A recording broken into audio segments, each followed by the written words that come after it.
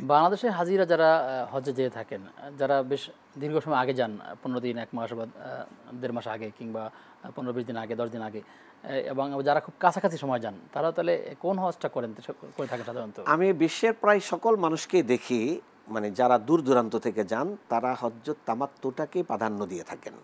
এটার মধ্যে একটু রিল্যাক্স থাকার সুযোগ পাওয়া যায়, কারণ তিনি হালাল হতে পারেন, পাওয়া যায় সুযোগ, বিশ্রাম, এটাই বলছি, বিশ্রাম নেওয়ার সুযোগ পাওয়া যায়। কুরবানির পশুটাকে দেশ থেকেও নিতে হবে না, সেখান থেকে কুরবানির পশুর জন্য নির্দিষ্ট এবং নির্ভরযোগ্য প্রতিষ্ঠান পাওয়া যায়, সেখানে টাকা জমা করলেই তারা ওই ব্যক্তির পক্ষ থেকে কুরবানি আদায় করার ব্যবস্থা করে থাকেন। এই জন্য এই হজটাকে সহজভাবে আদায় করা যায়, এটাকে আমরা হজে তামাত্তু বলে থাকি। যারা হজ কিংবা ওমরাতে যান, তারা যে তালবিয়ার কথা বলেছেন আপনি, তালবিয়া পড়েন এবং তারা সাদা কাপড়ে থাকেন, কিন্তু উপলব্ধিটা আসলে কী থাকা উচিত? মানুষেরা যখন সে হাঁটতেছে, অনেক সময় দেখা যায় বেখেয়াল বা চলতেছে, তালবিয়া পড়তেছে, কিন্তু তার মধ্যে যে তিনি যে একটা ইহরামের কাপড় পরেছেন, অর্থাৎ তিনি মৃত্যুর যে সাদা কাপড়টা পরেছেন, তার মধ্যে এরকম চিন্তাই কাজ করছে না। আসলে কি তার প্রেরণা থাকা উচিত? আসলে তার আমার তো প্রথমে কোরআনে কারিমে হাদিস আল্লাহ রাসূল সাল্লাল্লাহু আলাইহি ওয়াসাল্লাম, মান হাজ্জা লিল্লাহ ফালাম ইয়ারফাস ওয়ালাম ইয়াফসুক রাজাআ কায়াউমিন ওয়ালাদাতহু উম্মুহু, যে ব্যক্তি আল্লাহ রাব্বুল আলামিনকে উদ্দেশ্য করে হজ করলো, এর মানে শুধু আমার হজের যাবতীয় কাজগুলো হবে আল্লাহকে খুশি করা, আল্লাহকে পাওয়া। কোথায় গেলে আল্লাহকে পাওয়া যাবে?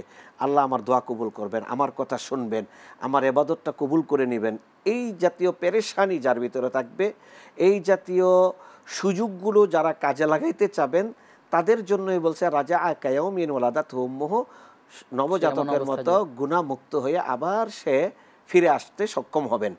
এইটা কিন্তু একেবারে ইজি কথা না, এটা অত্যন্ত গুরুত্বপূর্ণ কথা। আমরা অনেক হাজি সাহেবদেরকে দেখি যে আয়াতে বলছে ওয়ালা জিদালা, সেখানে কোনো ঝগড়াঝাটি নেই, সেখানে প্রচুর ঝগড়া হচ্ছে কার সাথে?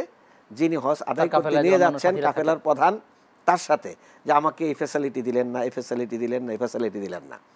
আমিও আমার সঙ্গীদেরকে বললাম, ভাই দুনিয়াতে অনেক ফ্যাসিলিটি ভোগ করে আসছেন, ধরলেন আপনি হজের ময়দানে ফ্যাসিলিটি থেকে মুক্ত, আপনি বঞ্চিত হয়েছেন, এটার জবাব এই ব্যক্তি আল্লাহর কাছে দিবে, আপনি তার কাছে পাওনা রইলেন, কিন্তু আপনি হজটা তো যথাযথভাবে পালন করবেন। আপনি ফ্যাসিলিটি নিয়ে এখানে সুবিধা আদায় করতে গিয়ে, সুবিধা আদায়ের জন্য আপনি, বাংলাদেশের মানুষ তো এমনি কিছু হইলে গিয়ে একটা স্লোগান দিতে পছন্দ করে, একটা প্রতিবাদ করতে পছন্দ করে, আমরা অনেকটা এই জাতীয় স্লোগান প্রতিবাদী বিষয়ে সেখানে বেশি প্রাধান্য দিয়ে থাকি।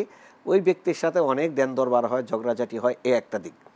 দ্বিতীয় দিক হলো, আমরা হজের জন্য যেমন সালাত আদায়ের জন্য আমরা মসজিদের জন্য একজন সুন্দর জানে এমন একজন আখলাকি ব্যক্তিকে ইমাম হিসেবে গ্রহণ করি, কিন্তু হজ কার নেতৃত্বে আমি আদায় করছি? দেখা যাচ্ছে যে হজের কাফেলা খুলেছে, ওই ব্যক্তিটি হজ শব্দের অর্থই জানে না, তো তার নেতৃত্বে আমি হজ আদায় করতে যাচ্ছি, তার নীতি নৈতিকতা নাই, সে তো হজকে উপার্জনের প্রধান এবং শ্রেষ্ঠ মাধ্যম হিসেবে গ্রহণ করেছে। হ্যাঁ, এটাকে 100% কমার্শিয়াল জিনিসে রূপান্তরিত করেছে। আমার ইবাদত হোক না হোক, এটা নিয়ে তার কোনো হেডেক নেই। তার উদ্দেশ্য হলো এখান থেকে তার উপার্জনটা কিভাবে আসবে। সেখানে আরও কিছু গর্হিত পদ্ধতিও তারা অবলম্বন করে থাকে। কি পদ্ধতি? যে আপনি একটা দম দিয়ে দেন, কারণ আপনার জেনে না জেনে, বুঝে না বুঝে কিছু ভুল হয়ে গেছে, দমের টাকাটা উনি গ্রহণ করে কারো পক্ষ থেকে দম আদায় করছে, কারো পক্ষ থেকে আদায় করছেও না, এটাও তার একটা উপার্জনের অসৎ পদ্ধতি বা পন্থা, এগুলোর মধ্যেও আদায় করে থাকে। আমার এখানে মূল টার্গেট হলো, আমরা অনেক মানুষ আছি যারা জীবনের একটা বড় স্বপ্ন হয় যে আমি পেনশন পেয়ে আমার টাকা দিয়ে হজ করব, আমি এক খণ্ড জমি বিক্রি করে আমি হজ করব, আমার জীবনে আমি গাছ লাগিয়েছি, আমার 50টা গাছ বিক্রি করে আমি একটা হজ করতে চাই, আমার জীবনের শ্রেষ্ঠ উপার্জন দিয়ে আমি একটা হজ করব, আমার জীবনের সেকেন্ড সুযোগ পাওয়ার আর সুযোগ নেই, এই হজটা আমি নিখুঁতভাবে সুন্দরভাবে আল্লাহকে পাওয়ার মতো করে কিভাবে করতে পারি, সেই বিশুদ্ধ পদ্ধতিটা আগে আমার অনুসরণ করা উচিত। এটা যদি আমি অনুসরণ না করতে পারি, এজন্য আজকাল এই জাতীয় মানে কিছু অসাধু ব্যক্তিরা হজের বিজনেস করে বিদায় কোনো ভালো মানুষ হজের দায় দায়িত্ব পালন করে না।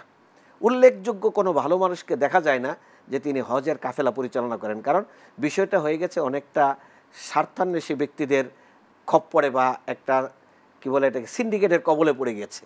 এই কবল থেকে এটা মুক্ত না করতে পারলে এটা ভালো মানুষের নেতৃত্ব নিবে না। কিন্তু ভালোদেরকে তো এগিয়েও আসতে হবে, তা না হলে এটা তো যুগ যুগ ধরে চলবে। ভালোরা এগিয়ে আসলে, ভালোরা যখন দেখবে কোয়ালিটি দেব আমি, তাকে আমি সঠিকভাবে কাজ করাবো, তার সাথে প্রতারণা করব না, তখন দেখা যাবে তার কথায় কেউ সাড়া দেয় না। সাড়া দেয় হলো প্রতারকদের কথায়, ওয়াদা লঙ্ঘন করবে, বিভিন্ন ছলচাতুরি করে তার কাছ থেকে পয়সা আদায় করবে, এমনটাই অনেক ক্ষেত্রে দেখা যায়। মানে কম টাকায় বেশি সুবিধা নেওয়ার চিন্তা আমাদের মধ্যেও থাকে।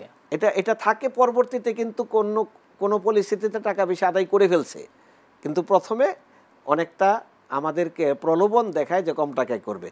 একেবারে যে ভালো মানুষ নাই এমন আমি বলবো না, তা আমাদের খুঁজে বের করতে হবে কারা ভালো মানুষ। তাদের সংখ্যা খুবই কম, হ্যাঁ খুব কম, এবং এই কম সংখ্যককে আমাদের খুঁজে বের করতে হবে।